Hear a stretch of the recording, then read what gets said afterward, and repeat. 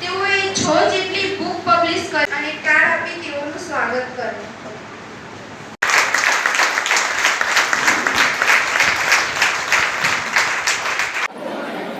પહેલાં તો Gujarat Christian service society સંચાલિત ક્રિશ્ચિયન કોલેજ ઓફ એજ્યુકેશનમાં આજરોજ આંતર કોલેજ વિજ્ઞાન પ્રદર્શનનું આયોજન રાખેલ છે.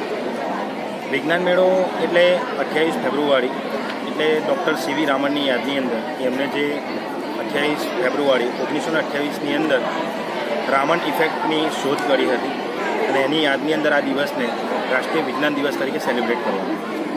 અને આ સેલિબ્રેશનની અંદર આજ રોજ અમારી કોલેજની અંદર આણંદની બીએડ કોલેજો, આણંદની અંદર રહેલી બીએસસી કોલેજો અને બાર સાયન્સના સ્ટુડન્ટ્સ આની અંદર પાર્ટિસિપેટ્સ થયા છે. લગભગ 20 જેટલી કૃતિઓ અહીંયા પ્રદર્શિત કરવામાં આવી છે. સાથે સાથે વર્ષ દરમિયાન અમારા ત્યાંના જે મેથ્સ સાયન્સના સ્ટુડન્ટ છે તેઓ દ્વારા બનાવેલા પ્રોજેક્ટો પણ અહીંયા પ્રદર્શનમાં મૂકવામાં આવેલા છે. અહીંયા doctor Deepti madam Khambhat college, doctor Usha madam NS Patel college અને વિજય પટેલ પ્રેક્ટિસિંગમાંથી જીતેન સર, આવા 3 નિર્ણાયક મિત્રો પણ અહીંયા પ્રેઝન્ટ છે. ખાસ કરીને આજના દિવસને આટલા ઉલ્લાસભેરો બનાવવા માટે અમારા સંસ્થાના ચેરમેન શ્રી કોલેજ Christian sir, Sunil Christian sir એ હંમેશા અમને આવા કાર્યક્રમો માટે એક પ્રેરણા સ્ત્રોત બને છે. આજે 28 ફેબ્રુઆરી રાષ્ટ્રીય વિજ્ઞાન દિવસ.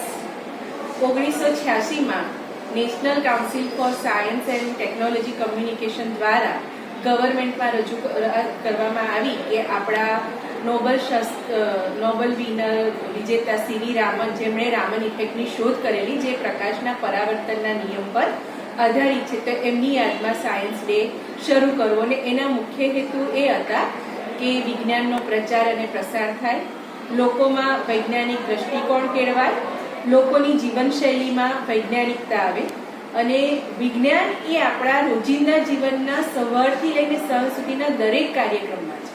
વિજ્ઞાન એટલે માત્ર પ્રયોગ કરવું નહીં, પણ વિજ્ઞાન આપણા જીવનને શિસ્તબદ્ધ બનાવે છે, આપણને અવલોકન કરવાની ક્ષમતા આપે છે, જેના કારણે ઝીણવટપૂર્વક તપાસ કરી અને આપણે નિર્ણય લઈ શકીએ છીએ. વિજ્ઞાન આપણને સમયની પંક્ચ્યુઅલિટી શીખવે છે. વિજ્ઞાન જીવનને કેવી રીતે સુંદર બનાવવું એ શીખવે છે. તો સૌને વિજ્ઞાન દિવસની